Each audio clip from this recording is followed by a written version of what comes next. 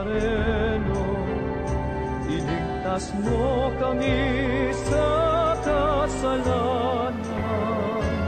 Ang krus mong pinamatayan ay sagisag ng aming kaligtasan. Ang pagbisita sa Maynila ay hindi makukumpleto kapag walang Quiapo sa listahan. Ito ay mahigit ng 300 taon na nakatayo at mas kilala bilang Old Downtown. Ang pangalan na Quiapo ay nagmula sa halamang Quiapo o Pistia. Bago dumating ang mga Espanyol dito sa Pilipinas, ang Quiapo ay dating pananiman na napaliligiran ng mga water canals dahil na rin sa kalapit nito na Pasig River.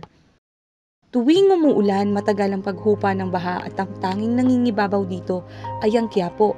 Dito nga nahango ang kasabihang sampalok na hindi mahinog-hinog, Quiapong hindi lumulubog-lubog. Ngunit nabago lahat ito nang nanalo ang mga Espanyol sa pamumuno nila Martin de Guati at Juan Salcedo sa digmaan laban kay Raja Sulaiman na siyang dato ng Maynila noon. At dahil walang letrang K sa alpabeto ng mga Espanyol, pinalitan ito ng letrang Q na naging dahilan kaya nabago ang Quiapo sa Quiapo. Noong 19th century, ang Quiapo ay naging pinakamayamang lungsod. Ito nga ang naging tirahan ng mga kilalang tao tulad ni Fábrica de Cereza de San Miguel, ang Spanish Royal Navy Club, renasimiento ng Katipunan. Nasira ito noong 1898 kung kailan nangyari ang Revolusyon ng Pilipinas, ngunit nanatili pa rin itong mayaman na lungsod sa pagitan ng mga Amerikano dahil na rin sa hangarin itong maging business hub of the Orient ang Maynila. Dahil dyan, nagpursige sila sa pagtayo ng mga kolehiyo at mga komersyal na establishmento. Ang Quiapo ang kauna-unahang may sinihan o teatro sa pagitan ng Azcárraga at Santa Rosa. Dito unang itinayo ang theater house. Dumating ang mga Hapon at nagkaroon ng gera sa pagitan nila na naging resulta ng pagkasira ng mga gusali. Ngunit ito ay naiayos at nakuha muli ng mga tao. Naging sentral muli ng komersyo ang Quiapo dahil na din sa simbahan ng Minor Basilica ng Itim na Nazareno o mas kilala bilang Quiapo Church.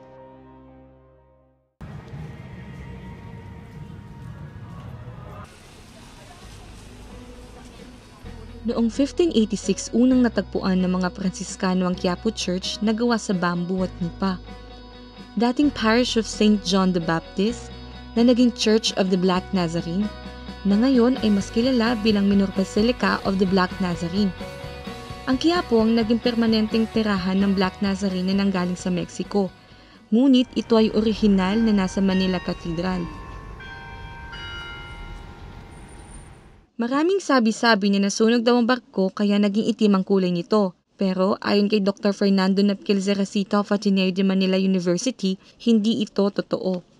Noon pa man ay itim na talaga ang kulay nito, patunay na riyan ay ang sa Europa. Ang mga birhen nila doon ay kulay itim, tulad ng patron ng Poland. Pangkaraniwan ito sa mga agrikultura mga bansa dahil sumisimbolo ito sa taba ng lupa. Marami nang napagdaan ng pagkasira ang Quiapo Church.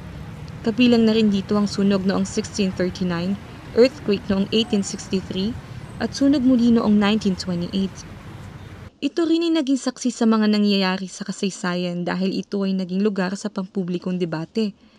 Mula eleksyon, mga hinaing ng taong bayan, dito lahat pinapakinggan at ang pinakahuli na nga riyan ay ang pagsabog ng Plaza Miranda. Buhay na buhay ang Quiapo tuwing ika-9 ng Enero dahil dito nagtitipon-tipon ng mga deboto ng Nazareno upang ipagdiwang ang kapistahan. Ang orihinal na ulo at ang orihinal na krus nito ay nasa altar mayor, habang ang iba't ibang orihinal na parte ay pinaghati-hati sa iba't ibang replika nito. Ang prosesyon ay tumatagal ng halos isang buong araw. Dito natin makikita na mapamayaman o mahirap, pare-pareho lang na naiipit at nagkakabalyahan. Pahayag nga ni Monsignor Jose Clemente Ignacio ang progresong na idadala sa puso at ang paglakas ng pananampalataya ng relihiyon ang dala nito. Ipinaliwanag niya na ang likas na katangian ng mga Pilipino sa pagiging konkreto. Naniniwala ang mga Pilipino sa presensya ng divine, sa sagradong bagay at mga lugar. Gusto ng mga Pilipino na magsiguro at hindi manatiling kwestiyon ang kanilang paniniwala.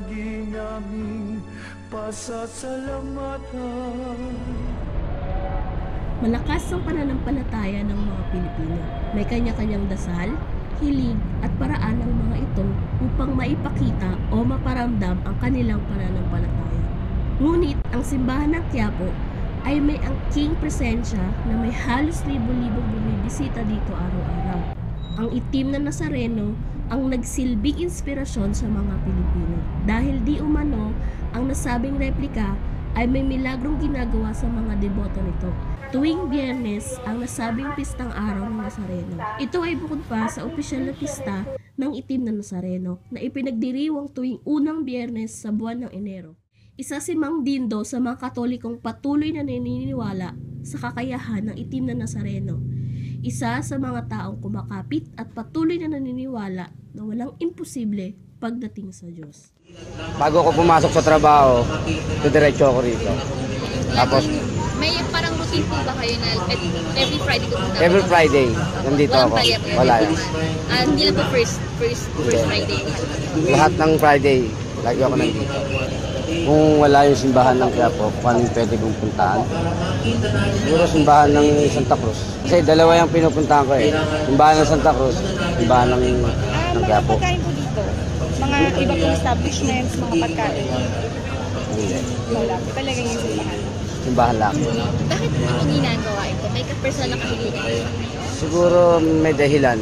Unang-una, yung airpot ko, stroke. Yung kapatid ko, nakulong dahil hindi niya kasalanan. Hanggang ngayon nakakulong siya. Higit pa sa sarili ko, sa pamilya ko. Marami. Saka matagal na akong deboto ng Nazareno. Kasama rin po kayo sa Fiesta, mahal na araw, lahat yun. Buti po na yung nakakayanan niyo po. Sobrang init. Talaga yung paniniwala. Paniniwala ko sa kanya, walang imposible para sa kanya yan.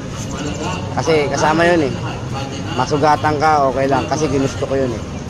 Walang makakapigil doon. Medyo malakas po kayo dahil paniniwala niyo. Siyempre. Buong paniniwala ko sa kanya eh. Hindi siya yung pumunta lang ako rito dahil gusto ko lang siya makita. Dahil naniniwala ako sa alam kong lahat ng nangyayari sa buhay ko, bigay niya yun. Hindi man niya sa ngayon, alam ko darating yung panahon. Hintay-hintay lang. Bukod sa Nazareno, sikat din ang Quiapo sa mga tradisyonal na gamot tulad ng mga pamparegla, gayuma at herbal para sa sakit sa ubo, sipon at iba pa. Pinakasikat dito ay ang langis na may halong luya at balat ng ahas. May mga senyales din na pagdating sa love life mo, may una, pangalawa, pangilan, pera kahit pa paano hindi ka mahirapan. May mga senyales din daw na pakasalan ka. Tingnan natin ang gitna ng kapalaran. Habang ang mga manghuhula naman ay gumagamit ng tarot, cartomancy, gamit ang playing cards at astrolohiya. Maraming mga para-paraan, mga diskarte, kung paano makahanap buhay. Oo, sa mga ganito. Oo, kasi ang itong mga kasamahan ko, kalat sila kung saan, Baclara, kung saan sila pwede. Oo, kalat sila. May tatlong dahilan kung bakit nila nagagawa ito. Ayon sa kanila, ito daw ay biyaya ng Panginoon. Ang iba naman ay pinag-aralan talaga nila. At ang pinakahuli ay namana nila ito sa mga magulang nila. Kung titignan natin sa pang-ekonomiyang perspektibo, sila ay patuloy na nananatili at nagtitinda dahil na rin sa marami ang may kailangan. Ang serbisyo ay patuloy na isinusupply dahil madaming nangangailangan nito. Sa mga taong hindi kontento sa dasal mula sa simbahan, maaari silang magtungo sa labas lang ng Quiapo mismo para sa alternatibong lunas para sa pangangailangang pangkalooban. Mapaliteral tulad ng pamparegla o figurative tulad ng paghahanap ng kasagutan sa mga gumugulong problema. Natural na sa mga taong magkaroon ng nahahawakang koneksyon sa mga paniniwala. Kaya naman ang mga ito ay binibigay para magkaroon sa loob ng kapayapaan, kapanatagan, kaalaman at kalusugan. Sa lugar kung saan kaya magtipon ng humigit kumulang na 9 milyong Kristiyano para sa pista ng Nazareno, tila napaka-imposible pang magkaroon ng iba pang relihiyon sa lugar na ito. Ngunit alam niyo ba, ang Quiapo ay isa sa pinakamalaking tirahan sa mga kababayan nating Muslim dito sa Metro Manila, bukod pa sa Tandang Sora at Taguig. Kung babalikan natin ang ating kasaysayan, ang Manila ay isa sa pinakamayamang imperyo bago pa man dumating ang mga Kastila sa ating bansa. Sa pamumuno nila Raja Lacandula at Raja Suliman, parehong datu. Sila ang nangangasiwa at representante ng bansa para sa diplomatikong relasyon sa China. Mga Maranao, Maguindanao, Iranun, Tausog at Baka ng mga Muslim na kasama sa barter trade noon at namuhay na rin dito sa Quiapo. At dahil na rin sa tensyon sa pagitan ng gobyerno at MINF,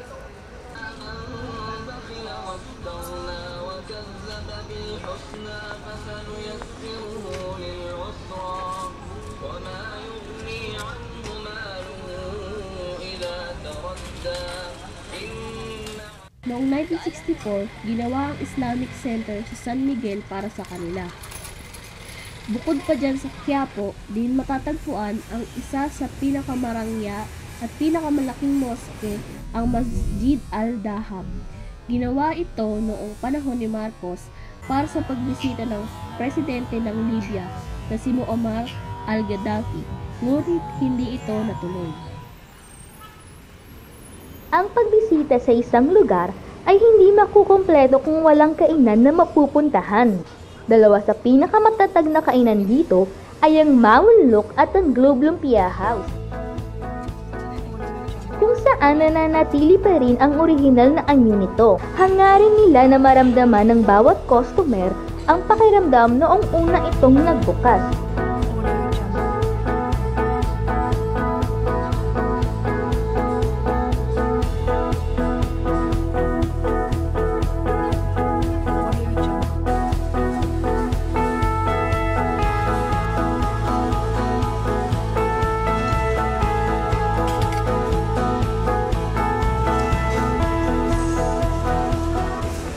Marhol. Lumang naman. Kinagagano na kita ba yun? Bakit hindi nakikita? Tunong yung kusina nila. Di ba? Walang nagbago. Alam mo kung bakit? Hindi mo rin alam. Tingnan mo.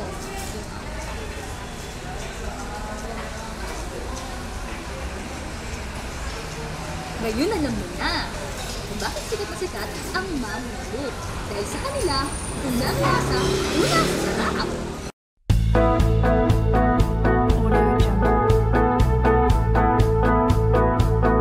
Regular, special, regular, sure. Kain na!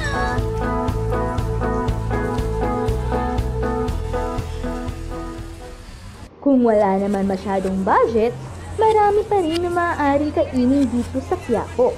Maaari kang pumili base sa tingin o amoy ng mga pagkain, tulad ng mga street foods o turo-turo. Patuloy din na nagbabago at sumasabay sa modernisasyon ang Quiapo, dahil marami na rin ang mga Japanese pancakes, kebab, shawarma, chowking, mang inasal at McDonald's sa paligid nito. Kung budget pang estudyante naman ang hanap mo, marami nito sa Matapang Street, kung saan 24 oras ang breakfast food tulad ng longsilog, tapsilog at iba pa. Kung kakanin naman ay marami ka agad makikita sa paligid ng simbahan. Ang Quiapo mismo ang nagiging dahilan kung bakit nagiging food district ito. Kung nais mo naman magkaroon ng bagong karanasan sa pagkain, maaari mo ring matikman ang Southern Mindanao dishes. Ito ay maliliit na restaurant na nakapaligid sa Golden Mosque, sakali ng Bautista at Globo de Oro. Ito ay tinatawag na halal foods. Ang ibig sabihin ay legal, ayon sa batas, at maaaring kainin sa ilalim ng panukala ng Islamic dietary laws. Hindi lang ito nagiging atraksyon sa mga lokal, ngunit pati sa mga banyagang turista rin. Nakakatuling din ito sa pandagdag kita sa mga Muslim community. Ika nga nila, doon ka sa Quiapo, mura ang lahat. Isa sa mga talagang one-stop na ang Quiapo, mula simbahan, kainan, ngayon pati sa pamilyan, mula sa mga elektronikong gamit, camera, speaker, videoke, damit, anting-anting, herbal medicines, kandila, padasal, gulay, prutas, isda, helmet, jacket, patahian, peking lisensya at iba pa, dito lahat ay may kita. Parang ang laging sale sa lugar na ito. Isa lang patunay diyan ang SM Carriedo na pinaniniwala ang unang SM na naitayo. Kung bago ka sa Quiapo, talagang magulo tingnan at maliligaw ka. Ang simbahan ng Quiapo ay sinasabing puso ng Maynila. Ito ay matatagpuan sa kahabaan ng Quezon Boulevard na noon pa man ay sikat na sa mga pambihirang teatro at kainan sa lugar. Gaya na lamang ng Mamunluk at Globe Lumpia House. Maging sa kasalukuyan, ilang gusali ay nananatili pa din ngunit di na ginagamit o napalitan na ng mga makabagong gusali.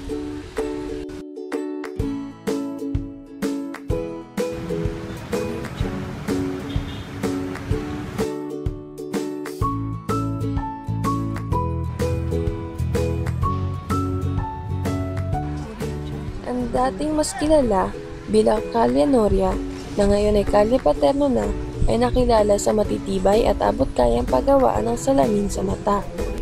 Malapit sa Calle Paterno ay ang kalye ng Ebanghelista kung saan matatagpuan ang mga bilihan ng mga santo, lalong higit na ng replika ng Nazareno at mga damit ito. Sa Calle Carriedo naman ay matatagpuan ang iba't ibang uri ng damit at palamuti sa buhok.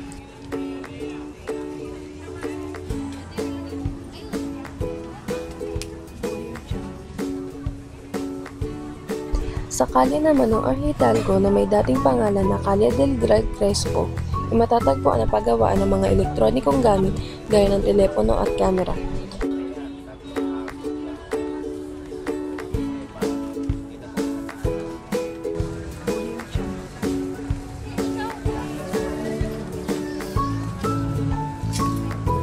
Samantala, sa kahabaan ng Calle Villalobos ay ang bilihan ng mga murang gulay, prutas, isda, iba't ibang rekado sa pagluluto.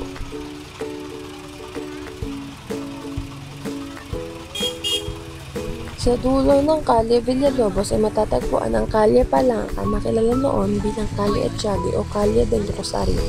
Sa kahabaan ng Calle Palangka matatagpuan ang matagal ng opisyal na pampublikang palengke na mas kilala bilang Quinta Market, na hanggang ngayon ay bukas pa din. Sa kahabaan pa din ng Palangka matatagpuan ang mga bilihan ng gawang kamay na basket, mga salakot, at maging mga bilihan ng mga ham.